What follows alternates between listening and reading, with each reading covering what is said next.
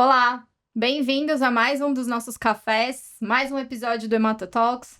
E hoje eu, Natália Zing, E a Thaís Fischer.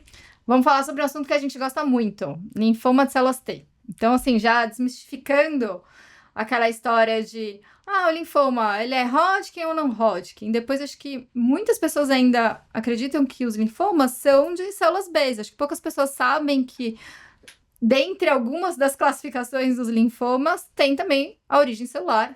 O linfoma de células B é a grande maioria mesmo, mas a gente tem uma parcela que são originários dos linfócitos T. Exatamente. Então, dizer só que é Hodgkin não é suficiente, né? Então, Hodgkin é uma doença, todas as outras são não Hodgkin. Dentro desse cenário, os B são muito mais conhecidos do que os linfomas T.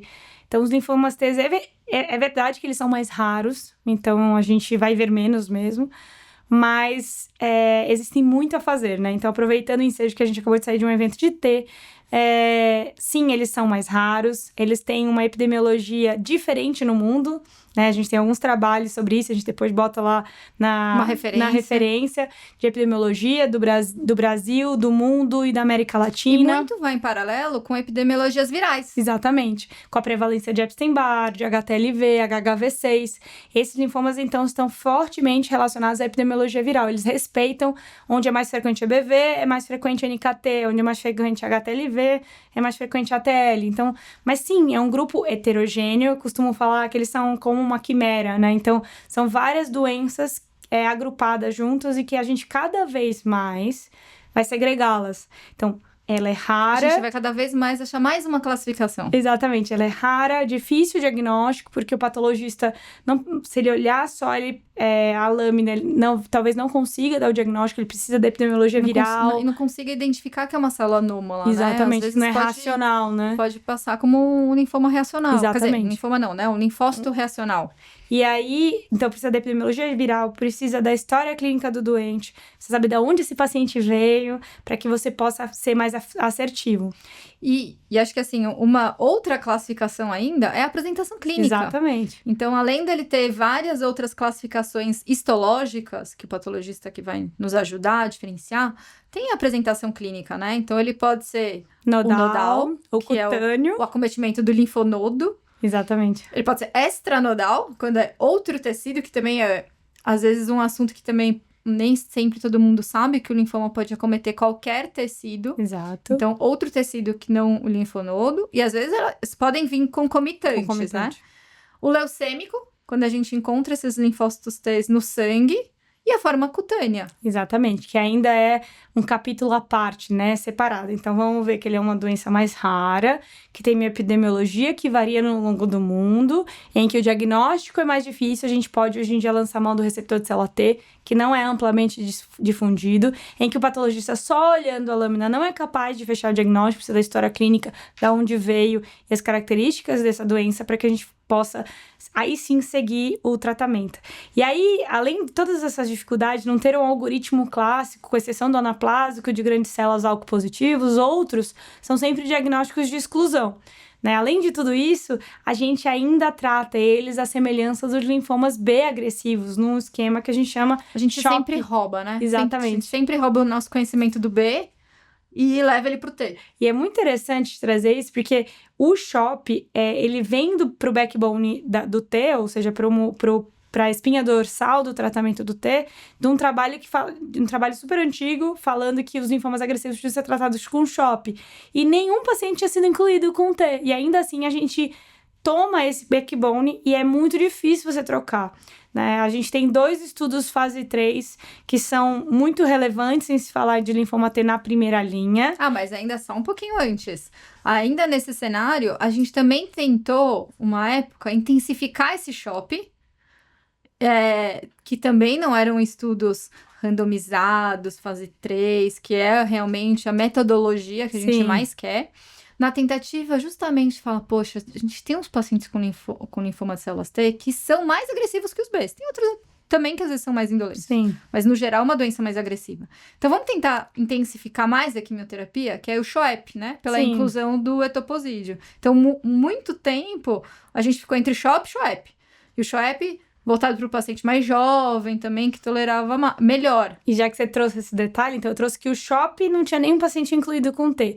O SHOEP, que é um estudo do Schmitz, que tem aí mais ou menos quase 20 anos, mais ou menos, de história, ele foi positivo só para sobrevida livre de progressão, somente para anaplásico, né? E para os pacientes menores de 60 menores de 60 anos com DHL normal, entendeu? Então, assim, a gente vê muito utilizando, aprender de escola que você deve usar SHOEP, principalmente no SUS, e que às vezes é a única alternativa sim, mas que eles são estudos ainda fase 2, né? Então, eles vêm de um pouco mais fraco, uma fraca evidência. Mas a gente, nesse cenário de melhora, a gente tem 2 estudos clínicos que vieram para modificar, ou pelo menos para melhorar a qualidade do dado do linfoma no Hodgkin T. E desenhados para esses pacientes. Exatamente. Então, a gente tem o Echelon 2, que é o estudo que comparou o BV-CHP versus o SHOP. Então, só...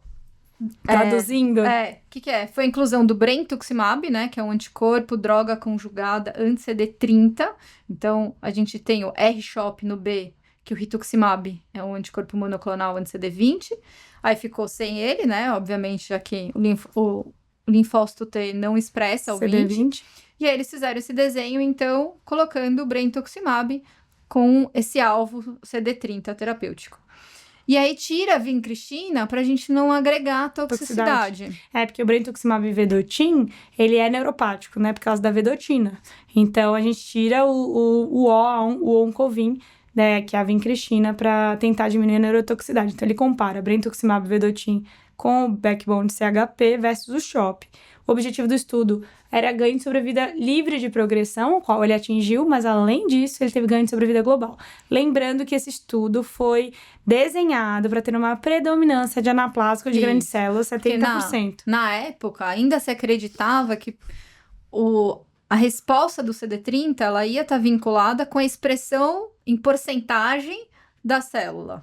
E o anaplásico é fortemente positivo para CD30. Então, eles tinham que cobrir o maior grupo. Hoje já caiu um pouco por terra isso. A gente sabe que mesmo com expressão baixa, ou às vezes até negativa, a gente consegue ter o benefício da associação do anticorpo. Exato. E aí, esse estudo, eu falo que ele eleva a qualidade do dado do linfoma no Hodgkin T, seja pela inclusão, pelo estudo, como também ele mostrou que sim, esse foi o primeiro advento. Então, estudo fase 3, randomizado, multicêntrico, que é o padrão ouro dos estudos clínicos, que mostrou ganho de sobrevida global e ganho de sobrevida livre de progressão nos linfomas T, especialmente os anaplásicos de grandes células, ALK positivo e negativo, mas que pode ser sim incluído para os outros linfomas T CD30 positivo com qualquer expressão.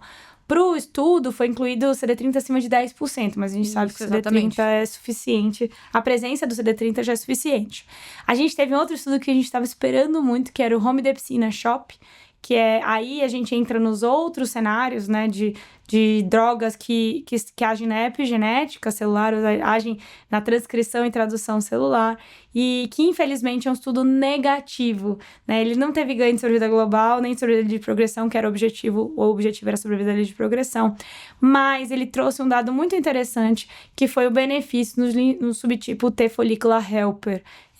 E aí a gente adentra um pouquinho no novo conhecimento da biologia celular ou na biologia do linfoma de células T, para entender por que a gente mudou tão pouco a história natural desse linfoma nos últimos 20 anos. Eu costumo dizer que, como são entidades muito diferentes, a gente ainda trata mal. A gente vem conhecendo um pouco mais, com o advento dos painéis genéticos, os painéis NGS. E, obviamente, do T-Cell Project. Exatamente. Que a gente tem um orgulho de registro de participar.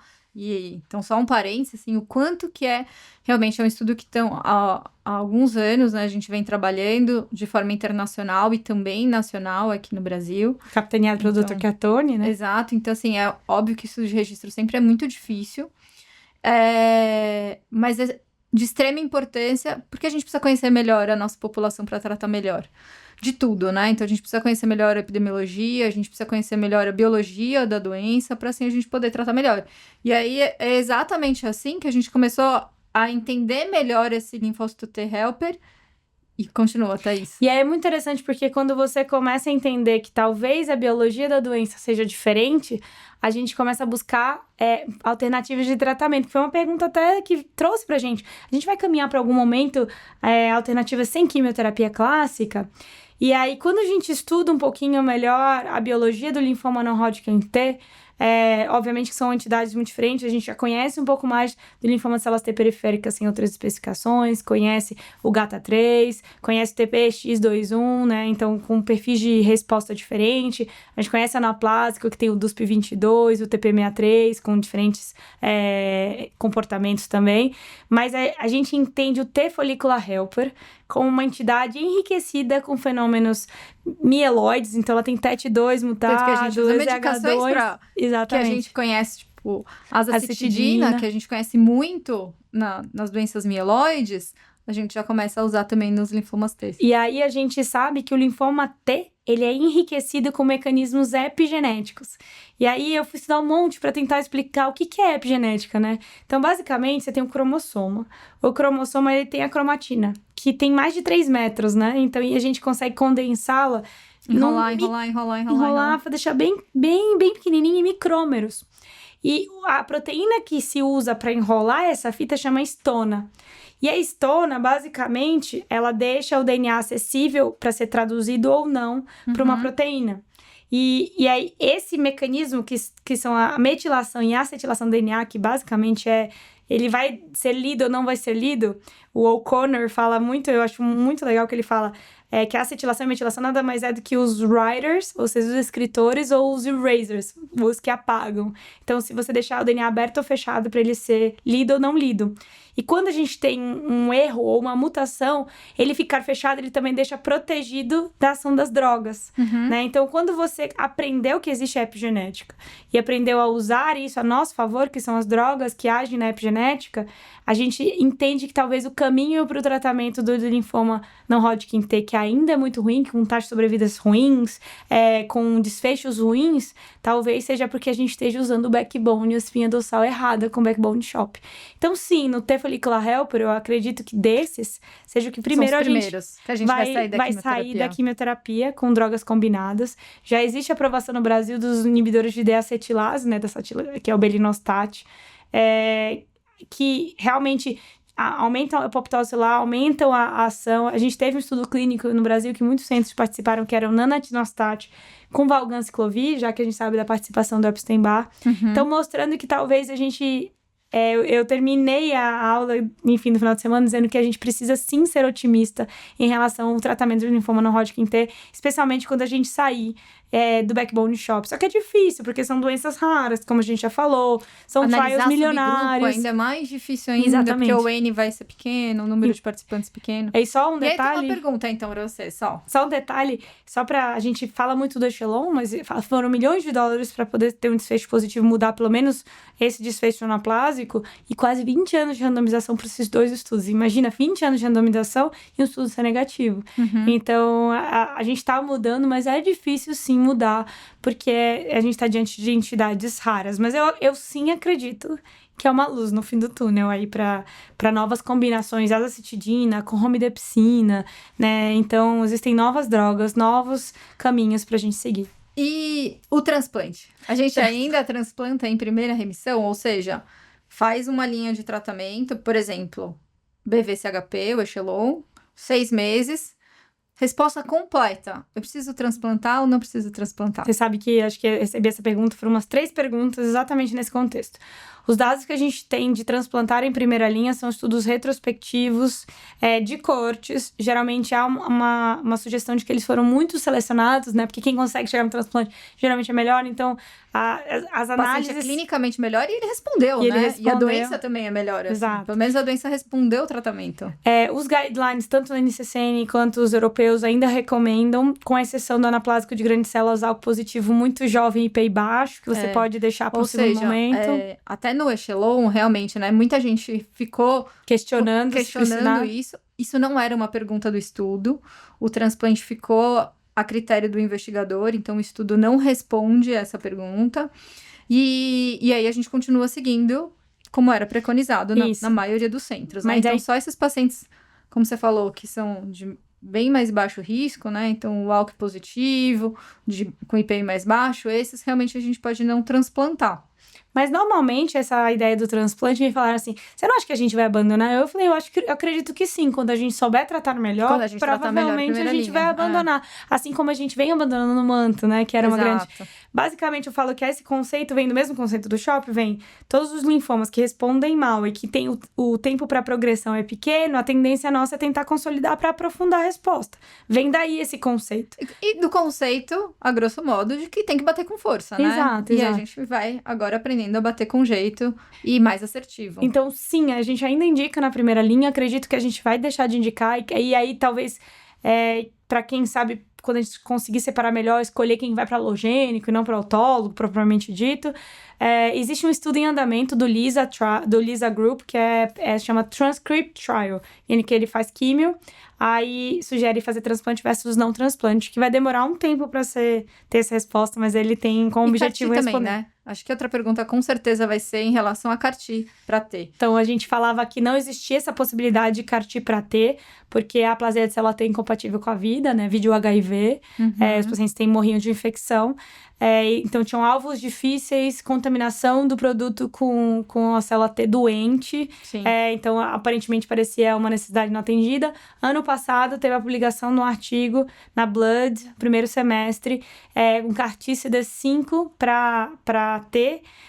O CD5 tem um up regulation na célula tumoral e um down regulation na célula normal, podendo ser sim um alvo para terapia celular, mas mesmo é um estudo pequenininho, com 15 pacientes, 12 pacientes na verdade, em que continuou sendo ponte, os pacientes continuaram recaindo e eles foram ponte para halogênico. Então, sim, ele parece ser melhor, o CD5, parece ser factível de ser feito, mas com pouca contaminação do produto da terapia celular com a célula tumoral, mas ainda não sendo a linha de chegada para o linfoma não Hodgkin, não é tão revolucionário como no linfoma B mesmo.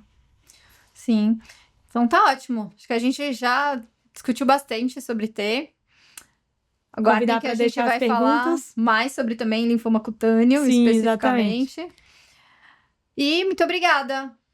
Compartilhem, tirem dúvidas, entrem em contato, façam seu café. Exatamente, e nos tragam mais demandas, porque essa é uma resposta de uma pergunta, né, sobre que veio, vamos caminhar para cenários sem quimioterapia? Então a gente acredita que o T talvez comece aí a ser desenhado um cenário para não ter quimioterapia citotóxica clássica, pelo menos em alguns subtipos. Até mais. Obrigada.